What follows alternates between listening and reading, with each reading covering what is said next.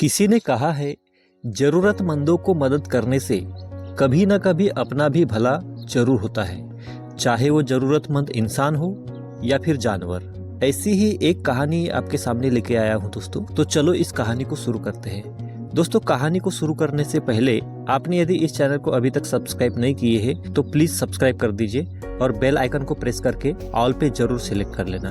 और ये वीडियो अच्छा लगे तो एक लाइक कर दीजिएगा। तो चलो शुरू करते हैं। एक बार की बात है, गगन नाम का एक व्यक्ति जो एक साधारण आदमी था, जो हर दिन अपनी नौकरी और परिवार के बीच संतुलन बनाते हुए जी रहा था।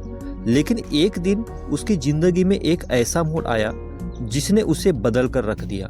वह एक घने जंगल के पास स्थित गांव में रहता था। गांव के लोग उस जंगल से डरते थे क्योंकि वहां से कई लोग लापता हो चुके थे। कहते थे कि जंगल में कोई रहस्यमयी जानवर रहता है जो लोगों को मार देता है। गगन इन बातों पर यकीन नहीं करता था। एक दिन गगन को अपने दोस्त को खोजने के लिए जंगल में जाना पड़ा। उसका दोस्त सूरज 3 दिन से गायब था और आखिरी बार उसे जंगल की ओर जाते हुए देखा गया था। गगन ने साहस जुटाया और जंगल में प्रवेश किया। जंगल में कदम रखते ही गगन को एहसास हुआ कि यहाँ सब कुछ अजीब और डरावना है। पेड़ों के बीच से आती आवाजें, अजीब परछाइयां और हवा में बसी एक रहस्यमय गंध ने माहौल को और भयावह बना दिया। कुछ दूर चलने पर उसे एक गुफा दिखाई दी। गुफा के पास खून के निशान थे। गगन का दिल जोर जोर से धड़कने लगा, लेकिन उसने खुद को संभालते हुए गुफा के अंदर जाने का फैसला किया। गुफा के अंदर का दृश्य देखकर उसके होश उड़ गए। गुफा में एक घायल बाघ पड़ा हुआ था। उसकी आंखों में दर्द था, लेकिन वह गगन को देखकर गुर्राया। गगन को समझ नहीं आया कि क्या करे। अचानक उसे बाघ के पास एक जाल और चाकू पड़ा हुआ दिखा। यह साफ था कि किसी शिकारी ने बाघ को घायल किया था।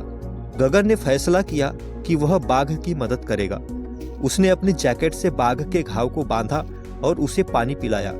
बाघ ने पहले तो उसे गुर्राकर डराने की कोशिश की, लेकिन धीरे धीरे वह शांत हो गया। गगन ने सोचा अब उसे सूरज को ढूंढना चाहिए। वह बाघ को गुफा में छोड़कर आगे बढ़ा, लेकिन जैसे ही वह गुफा से बाहर निकला, उसे झाड़ियों के पीछे किसी के चलने की आवाज सुनाई दी। वह तुरंत चुपचाप झाड़ियों की ओर बढ़ा। वहां उसे एक शिकारी मिला जो सूरज को रस्सियों से बांधकर कहीं ले जा रहा था। गगन को समझ आ गया कि यही वह शिकारी है जिसने बाघ को घायल किया और अब उसके दोस्त को भी पकड़ लिया। गगन चुपके से शिकारी का पीछा करने लगा, लेकिन तभी शिकारी ने उसे देख लिया। शिकारी ने बंदूक तान दी और गगन को धमकाने लगा। तभी अचानक गुफा से वही घायल बाघ तेज रफ्तार से निकला और शिकारी पर झपट पड़ा। शिकारी डरकर भाग गया। बाघ ने गगन और सूरज की तरफ देखा और फिर धीरे धीरे जंगल की ओर चला गया। गगन और सूरज ने राहत की सांस ली, लेकिन उनका ध्यान जंगल में कई और खून के निशानों की ओर गया। गगन ने सोचा कि इस रहस्य को सुलझाना जरूरी है।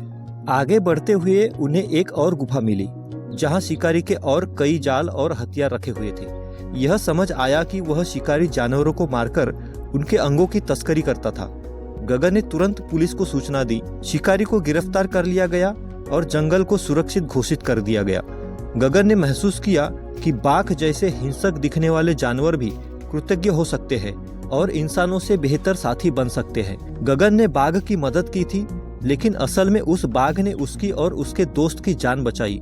इस घटना ने गगन को सिखाया कि डर को साहस में बदलने पर जिंदगी में बड़ा बदलाव आता है। यह कहानी हमें यह सिखाती है कि हमें हर किसी से बिना डर और पूर्वाग्रह के मदद करनी चाहिए। जो आज हमारी मदद का मोहताज है, वही कल हमारा रक्षक बन सकता है।